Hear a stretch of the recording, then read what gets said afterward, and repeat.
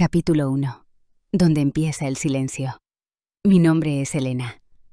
Aunque durante muchos años sentí que no tenía derecho ni a un nombre. Era solo un cuerpo que sobrevivía. Un cuerpo que aguantaba. Nací en un barrio olvidado, de esos que solo aparecen en las noticias, cuando hay balaceras o un niño muere de hambre. Mi madre era lavandera. Mi padre... Bueno, nunca lo conocí. Me crió un padrastro que no hablaba mucho, pero cuando lo hacía, era para gritar o dar órdenes. A los 6 años ya sabía cuándo había que correr y cuándo quedarse quieta como estatua para que no se enfadara. A los 9 años, supe lo que era el miedo verdadero. Una noche cualquiera, cuando mi madre estaba trabajando en la casa de una señora rica y yo había quedado sola con él, me llamó a su cuarto. Me dijo que me sentara en la cama, que no hiciera ruido, que si decía algo, mi mamá no me iba a creer. Después, no tengo palabras, solo sé que sentí que salía de mi cuerpo, que me partía en 1000 pedazos, y que desde ese momento, algo dentro de mí se apagó. No fue una vez, fueron muchas, demasiadas, y yo me callé, por miedo, por vergüenza, porque nadie te enseña qué hacer cuando te arrancan la inocencia así, porque a los 9 años aún no entiendes qué es eso que te están quitando, pero sabes que está mal, que duele, que te rompe. Mi mamá nunca lo supo, o no quiso saberlo. A veces pienso que sí lo intuía, que algo sospechaba, pero estábamos tan hundidas en la miseria, que quizás pensó que era el precio que había que pagar por tener un techo y un poco de arroz en la olla. A los 14 me escapé por primera vez. Terminé en casa de una amiga. Su madre me dejó dormir una noche y luego me mandó de vuelta, diciendo que no se podía meter en problemas. A los 15 ya no iba a la escuela. Mi padrastro me pegaba menos, pero seguía entrando a mi pieza por las noches. Yo ya no lloraba. Me había vuelto de piedra. A los 17 conocí a Mario. Tenía 26 y lo vi como una salida. Él era camionero.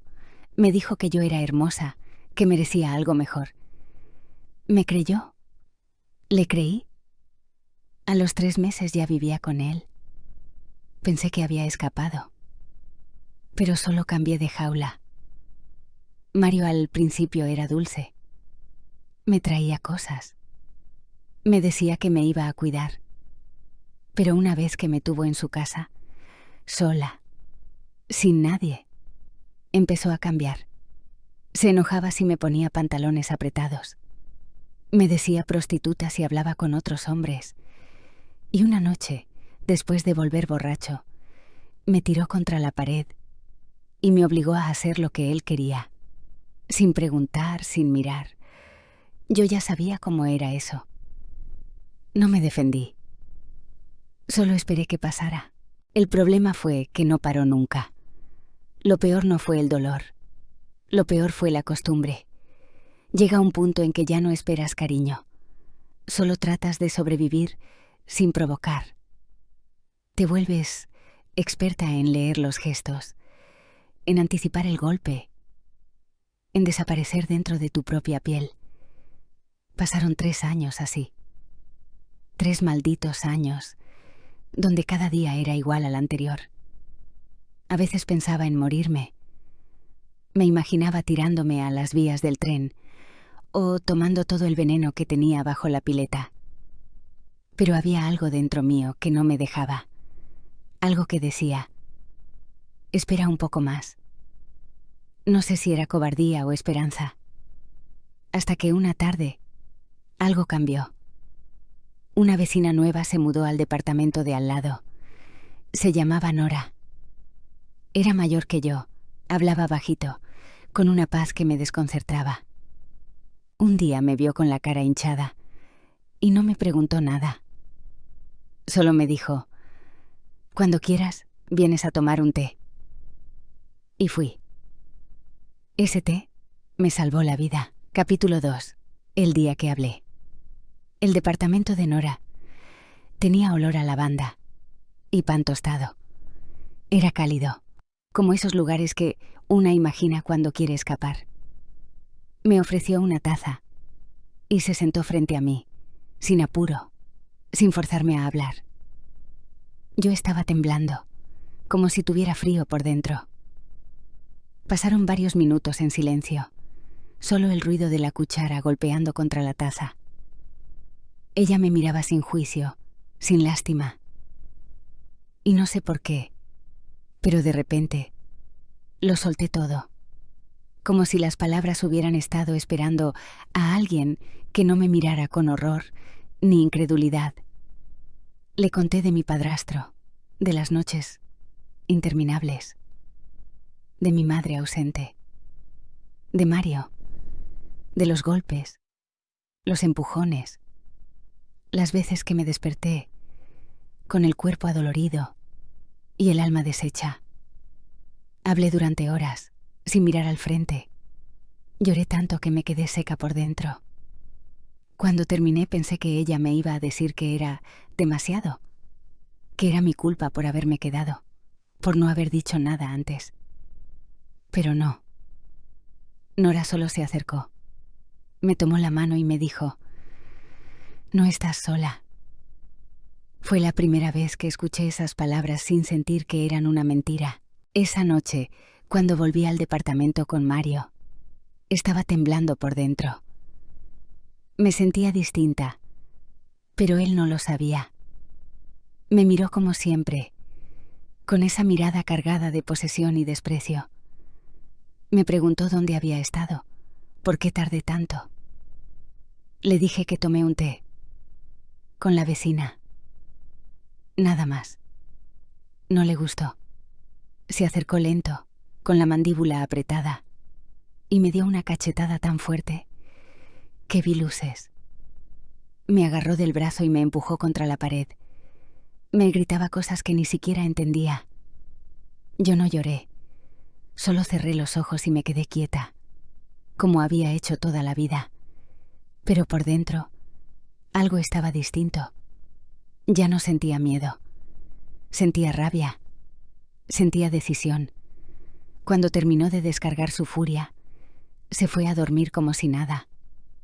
Yo me quedé en el piso, con la cara ardiendo y el cuerpo dolorido.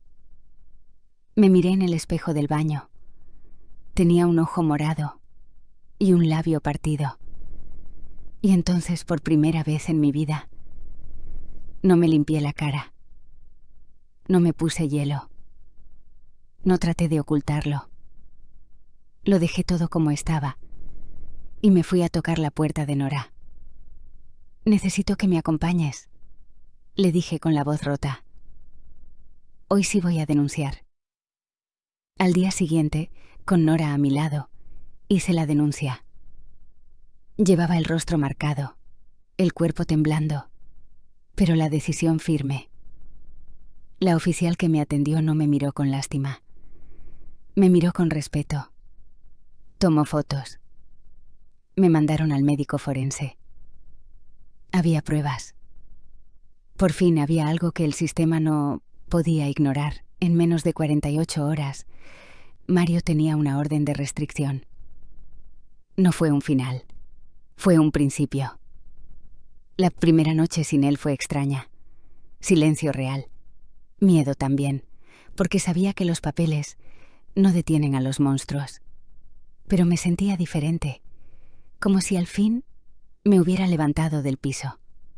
Como si por primera vez, después de tantos años, hubiera recuperado algo que me habían robado. Mi voz. Capítulo 3. Volver a empezar con las manos vacías. Después de que se llevaron a Mario, volví al departamento como si entrara a una casa desconocida. No era mi hogar. Nunca lo había sido. Era una jaula disfrazada de techo. Me senté en el suelo, sola, y lloré. No por él, por mí, por la Elena que soportó tanto, por la que se cayó, por la que fue usada, golpeada, anulada. Lloré por todas las veces que me miré al espejo y no vi a nadie. Pero esa noche dormí en mi cama sin miedo, sin sobresaltos, con el corazón acelerado, sí, porque sabía que una orden de restricción no es un escudo. Pero dormí, y eso ya era una victoria. Los días siguientes fueron como despertar en un lugar arrasado por una tormenta. Tenía un colchón viejo, una mochila con ropa, una taza rota y un cuerpo lleno de marcas. No sabía por dónde empezar. Nora me seguía acompañando. Ella fue mi faro.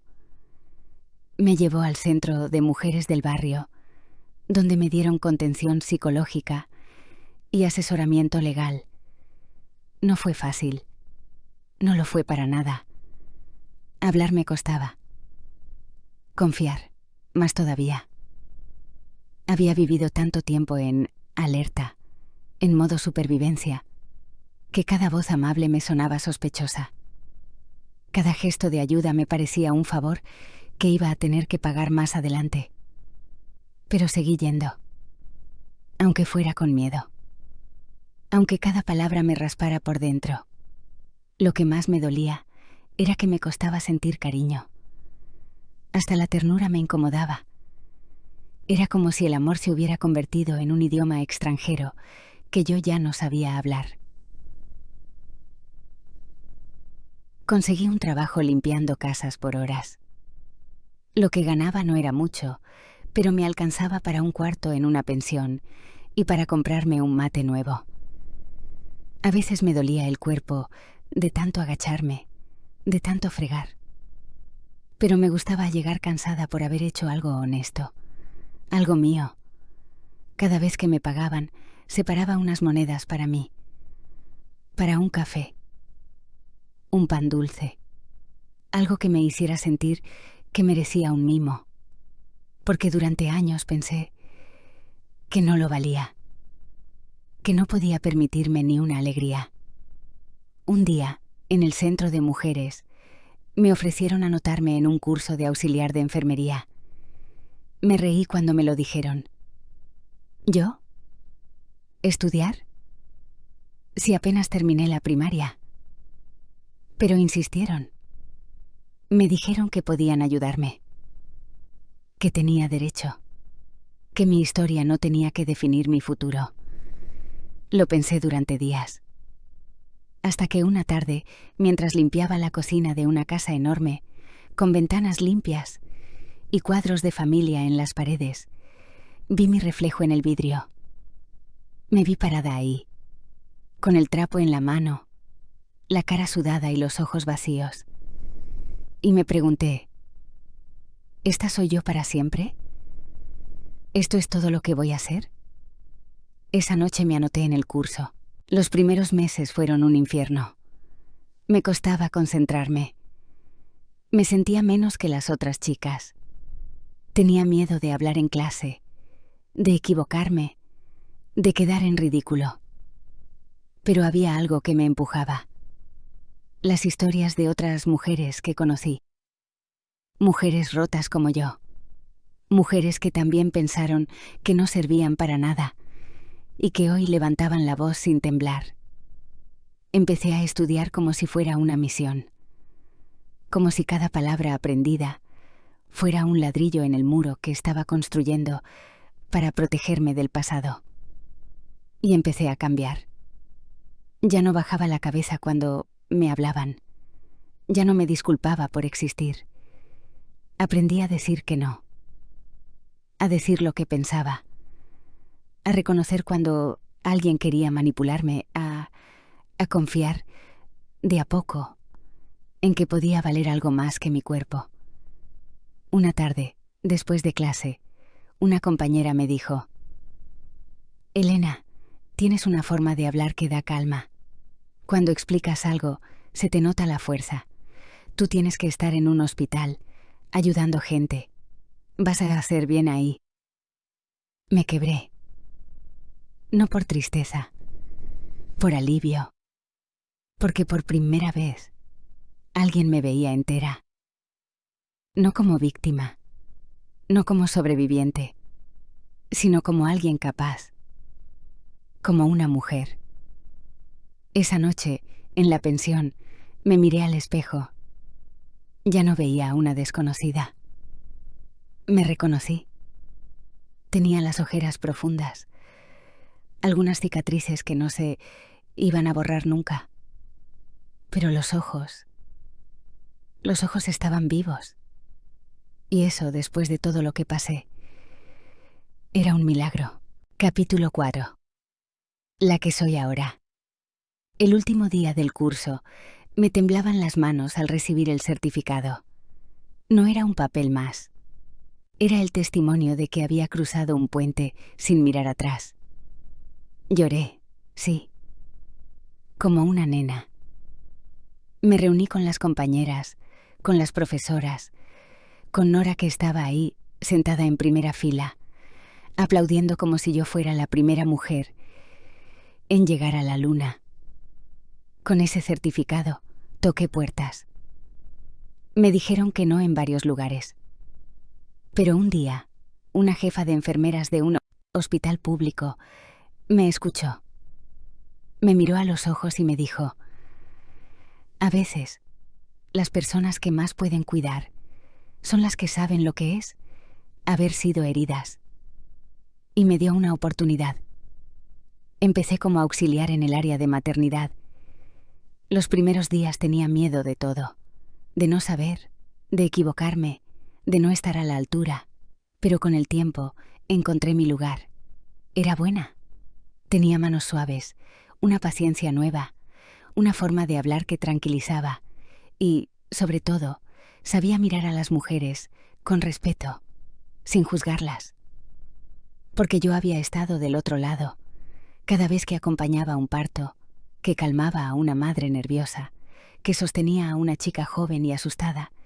Sentía que estaba devolviendo algo al mundo, como si toda la oscuridad que me tocó vivir pudiera transformarse en algo útil, en algo que sanara.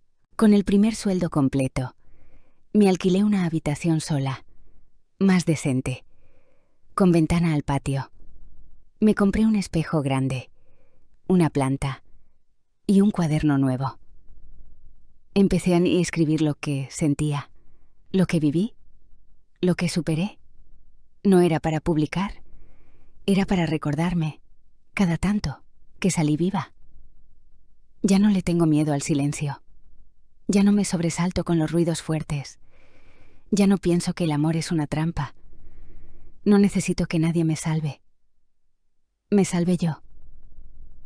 A veces me preguntan cómo hice para salir, y no sé qué decir. Porque no fue un día. No fue un acto heroico.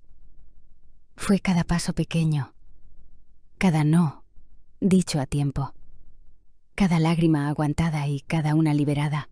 Fue no rendirme, incluso cuando pensaba que ya no podía más. Hoy camino con la frente alta. Me visto como quiero. Digo lo que pienso. Trabajo en lo que me gusta. Ayudo a otras mujeres a encontrar su voz.